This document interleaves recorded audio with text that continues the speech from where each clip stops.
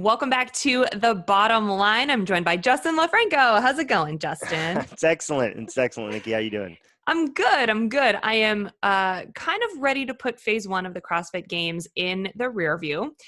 It was exciting, but now we're looking ahead to phase Yep. two. And Yep. I'm so curious as to what the tests are going to look like, because we heard from Director of Sport Dave Castro about how he sort of like decided on the programming and how he landed on these hmm benchmark WODs and decided to make them, a little bit harder, give them a twist for these elite athletes. But looking ahead to phase two programming, I'm wondering, does he stay with that sort of template of picking benchmark WODs or not? And if he does, what benchmark workouts are we going to be seeing? I mean, what do you think? Yeah, it's funny. There have been some benchmarks that have been in here. There's been Pyramid Helen, Amanda Yeah. 45, Mary.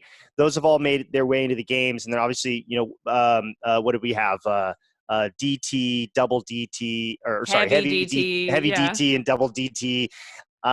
There's been Fran, traditionally Diane at regionals. So Yep. they've been incorporated to a lot of different times here. I think the 2012 games finale was, I think, three benchmark workouts, wasn't it? Fran, something and something. I don't remember. Grace and something? Yeah. Diane? Well, and then you have Isabel and Grace in the standard that are Yep. literally. So they've done a lot of this, and there was a gap time when there wasn't a lot of that happening at the games and stuff, and they were experimenting with other programming and stuff. But it's been incorporated a ton at the CrossFit Games, and they've been scaled up, down, or stayed the same as needed and as appropriate. And it's kind of nice to come back to them to go, well, look, look how much fitter these athletes are when you come back to it a couple of years later. I mean, take this for instance. This just like, it's hard for me to process this. It's like blew my mind when we looked at this stat here. And so Damn Diane, obviously a harder version of Diane. And, because it has a heavier barbell and it has strict deficit handstand pushups. But on the female side, it's only 20 pounds lighter than the RX version of Diane. But it does include strict handstand pushups, strict deficit handstand pushups. So it's not exactly apples to apples here. In the comparison, the barbell's a little bit lighter, but there are strict deficit handstand pushups. What I would argue is a significant step up in strength required to complete that workout in a top time than it is to drop your barbell by 20 pounds. Tia Claire Toomey's time of 2 minutes and 28 seconds would have beaten 28 male 2012 Games athletes when they did Diane at regionals. Some of these athletes, by the way, include Scott Panchik, Rob Forte, Lucas Parker, Frederick Agidius, Austin Meliello, and Matt Chan. Legit competitors. Legit. Well, just you're looking at that and you're going, no, it's not apples to apples, but I would say that 20 pounds lighter and strict deficit handstand push-up definitely makes up for the 20 pounds that's not on the barbell. Right. Especially considering the fact that the guys were doing this with kipping regular handstand push-ups. Her 228 blows my mind. Here's another stat for you. And this, again, it's hard to process this. Because it really is, like, again, mind-blowing. Matt Fraser's 308 friendly Fran would have been 7th overall at the 2012 CrossFit Games when Fran was done. And except his version is 20 pounds heavier and chest-to-bar pull-ups and an additional 36 reps, which is whopping 80% more reps than regular Fran, and he still would have placed 7th overall in comparison to the 2012 Games athletes. I do not understand two things. First of all, the level of fitness that these people just continually showcase. And second of all, their ability to get better year over year over year. And I mean, say that about the entire field, because back then, look at the days where women could, at the games, were having a hard time snatching 95 pounds. Look at doing muscle ups. Or doing muscle ups, or the year that the pegboard came out, and now people are, no one could do it. And now people are doing pegboard. Pegboards upside down backwards with their feet. Like, every year over year, everyone gets better, and it continually surprises me. That's why it's good that they throw these out there and stuff, and to retest, the fittest and see where how far the tip of the spear has moved it. And I'd also argue that the average CrossFitter is so much fitter than they were 5 10 years ago. And you look Yeah. at, the guys and girls that are in the box at all age groups. And you're like, whoa, man, you would be a regionals athlete. 5 years You'd be a ago. top athlete in the open in your region. Maybe even if you didn't qualify, you'd be like Yep. top 100 doing what Totally. you're doing and the skill level that you have in gymnastics and Olympic weightlifting. So it's clear that the ball's being moved forward, but moving more towards the games. I would guess that after seeing this, we have Fran, Annie, Diane, we had the strength, the row, and then Nancy. There we go. So we had 4 benchmark events. I would kind of bet that we move more towards a traditional games environment. And I wouldn't expect to see like blown out of proportion odd object components and stuff just because of logistics. And there's literally only a few weeks until they got to get everything Right. up, ready, done operationally. So it is a tight time frame, but there are odd objects that can be produced or that they already have access to that Rogue can easily put on a truck and get there. And they don't have to worry about sending 16 trucks. They're going to send 2 trucks, Right. and they're good. And so that makes things a little bit easier, and the flexibility there a lot easier. But here we were talking about this a little bit on the wrap-up show on Saturday with Tommy and Armin. It's that Dave now has the ability to get creative with programming because he doesn't have to worry about the next heat and 7 more heats after that, and then running into the next event, and then 7 more heats, and then running into the next event after that, and teams and teens and age groups. So now it's 5 athletes, so probably all go in the same heat. Because, Because they can. Because they probably will. And then there's 5 women, and then they'll probably do the male, female type style workouts where we've seen them working, competing together in the running, rowing, biking component and elements. They'll probably be able to do a lot of that. It's so much easier to do that for just 5 individuals because you don't have the logistical challenges that you would typically have, with 40, 80, 120, 350 athletes and all the divisions that come in between. So I would expect there to be odd object components. I would expect now to get back to the staples. So, it's like 10 miles from the ranch to the ocean. There are a number of high schools nearby for pools, or a track if you wanted to get into a track style workout.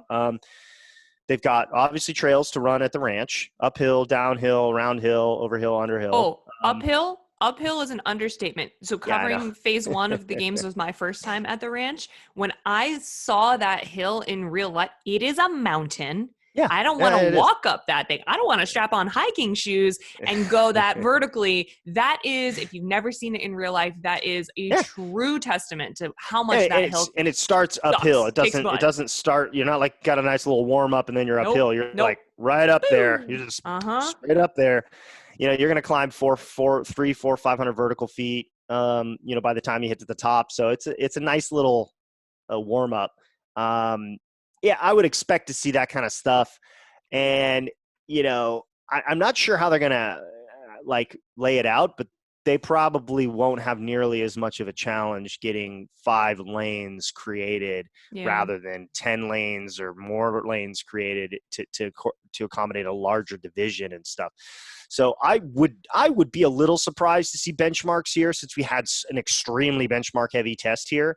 I would think Dave would go back to the more traditional outdoor programming that we've seen the games have in previous years. But you never know. It's not worth guessing.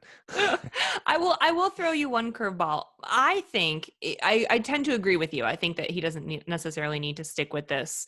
With the 10 individuals that are going to be at the ranch. The one curveball I have is I wonder if instead of doing a benchmark, girl named WOD, he throws in a hero WOD. Oh, sure. Yeah. We've seen that in the past with Murph and then Murph repeat, DT hero WOD too. Yep. And then modified that to heavy and double. Those are super really cool. And, you can kind of see them blowing something completely out of the water where, normal, we typically approach hero WODs as like, well, this is the class workout today. There's, 7 minutes of general warm up. And then first 3 rounds is your warm up. Yep. Your more specific warm up. and stuff, in this 12-round monstrosity or something like that, whatever it is Yeah. that we're doing. And yeah, I could see that. And they would be doing something that's like 25 to 35 minutes, what Mm-hmm. us is 50 to 60 minutes long. I could see that being a potential possibility and stuff. I would like to see, to be fair, I would like to see Dave get a little bit more creative than that. It's not because creativity is what wins, but we're also talking about the entertainment aspect of the sport. And now if you're gonna fly everybody out to the ranch and you're gonna do it at the ranch, it's like, what are you gonna utilize at the ranch that actually is that builds up the intrigue and the ambiance of the whole thing? I mean, it's cool to go back to it and stuff, but like if you're not gonna utilize it in the natural elements that are around you, it's like, why don't you just get everybody to a bumble at Disneyland and do it there? I was like, you can have they got cameras set up for the NBA already. It's like CBS Sports is going to be broadcasting this live. It's like, what's the point? Or pick a high school and do it inside. So I would hope that there's going to be a level of creativity that accommodates the environment and makes this a really cool viewing experience. Because at the same time, they're competing, but we're here to be entertained. And that's what the fans are coming there to see, and they want to see the athletes perform and do some things that we're just like, what? Like, this is nuts, Yeah. And so I would like to see that. Yeah, these stats are nuts on Fran and everything like that, but it's not as exciting to watch those things. And I would like, Dave's been good about building the spectacle of the sport of CrossFit in years past, and I'd like to see that happen again. So you're saying horseback riding for time? or Sure. or stable shoveling for time? Something ranch specific? Yeah, I mean, I could see him. I could see them shooting. I know it's silly. Actually, no. Dave said this before. He said it on a podcast or an episode or one of the interviews he said in the past. He said he doesn't think that shooting should be a test of fitness. Actually, he said that. And he was commenting on Rogue Invitational and stuff. He said he thought it was, he had no issues with it, but he didn't think that shooting belonged in it. So I'll take that one back. Yeah, I don't see that happening. To me, I would be super excited. I kind of disagree with you, only that to me, like watching them do Hero WOD is exciting for me because mentally I've been there and I understand. So it's so incredibly exciting for me to see them do it in, an eighth of my time. And I know that dark place. So as a fan, it's like, that piques my level of excitement in a similar way. It's relatable. That's right. In a similar way that like seeing a new odd object is just like, ooh, shiny and exciting. It's like, ooh, exciting in a different way. I could see them doing something like Glenn, for example, but utilizing like the hill run or making the rope climbs legless. I mean, it's got the Grace style clean and jerks right in there anyway. So it's like kind of the best of both worlds. And I hope if he was actually thinking about that and then he heard me say it, then he's definitely not going to. I'm sure that's exactly what I'm sure that's what's going to happen. Sure. Yeah. I think back to like the first games that I went to, which was 14, and there were some criticisms that was like, this is too hard. I mean, athletes, there was a couple years where athletes were like decimated. There's a series of years back to back where athletes were absolutely demolished. Yep. And, not because I want to see them go back to like rhabdo status, but also the part of the game's experiment is on where is the tip of the spear and how far forward is it. So when I'm like, well, when's Dave going to find a test that Frazier doesn't basically completely pass ace? And so it's like the tip of the spear is still sharp, very, very sharp. And so some of the workouts can be harder. And in a sense, it's setting the new standard for the season. It's saying, okay, look, we've taken this whole season of fitness. We've taken a look at all the tests that we've had here so far. How much further can the tests go? And this is the environment to test it. Not everybody is meant to pass these tests. Some of them are meant to fail.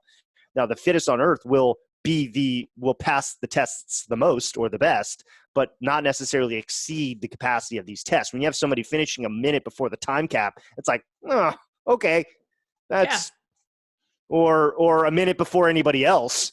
You're like, that guy clearly isn't getting pushed. So I go back to these 14, 15, and 16 years, and people were like, I'm done. Like, I can't anymore. Yeah. And there was criticism in the community, like the games is too hard. Like they're going to kill somebody here. And I think he's taken a step back there. I think he's pulled off the throttle a little bit. That or these athletes are just insane. And I think now we've it's just gone. that. I would guess that it's that. I don't Because know. Dave's tests are smart. Like they might not seem as demolished. They might not be like, in that rhabdo area, but I think rest assured the athletes are wrecked just from this phase one. And they were home with their Oh own yeah. with their own Normatec, with their own ice baths, with their own everything, like to a point where they've never been able to recover like that in a games environment before. And I still Well, think they are not okay. well, I don't know. I've talked to a couple of them, but that topic hasn't come up. Hmm. We've talked about some other things and stuff. But yeah, that's all. I would like to see them go beyond benchmarks here. I would like to see them really test the tip of the spear again. You've got 5 athletes on each side. You have complete. It is basically as blank of a canvas as you can possibly have. Set the standard for the 2020 game season. Set the standard here. Hmm. We look at things and you look at the progression of fitness.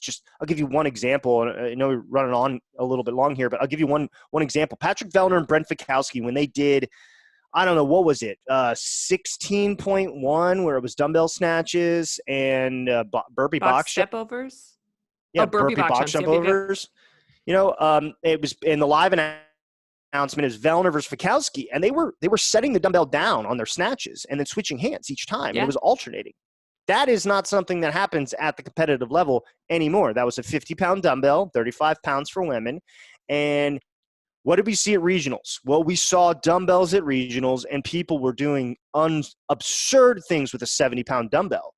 And now they're switching midair, and now they're doing this, and they're building the strength to be able to do that, the stability to be able to do that. And that alone, programming that in the open, having dumbbell snatches for the first time in the open, rewrote the style with which competitive fitness approached the dumbbell snatch. Absolutely. And now we're doing it heavier. Now we're doing our cycle speed faster. We're increasing the amount of reps and the capacity in which we could do that in a certain period of time. Now, switching it down below, you can't do as many in a minute as you can if you're going to cycle midair and you're going to pop and you're going to go and you're going to go and you're going to use momentum and you're going to use a hit drive to get it up further. You can transfer more load and more weight by doing the skill transfer there. And so now all of a sudden it's like, wow, okay, look, like we didn't know it was going to get there, but by programming and by assigning it, now we've gotten there. And so by adding new tests, by adding new components, by advancing the spear a little bit forward, the sport of fitness continues to adapt and to grow. And if it doesn't happen at the games, then where will it happen? Yeah. And that's what I hope to see. Interesting. Well, only time will tell, but not too much time. The games Not are too much right time. around the corner. Thank Couple goodness. weeks. I don't want to wait. I want to see what will go down. So Justin, thanks so much for joining us. Thanks for having me. And we will see you guys next time here on soon. The Bottom Line.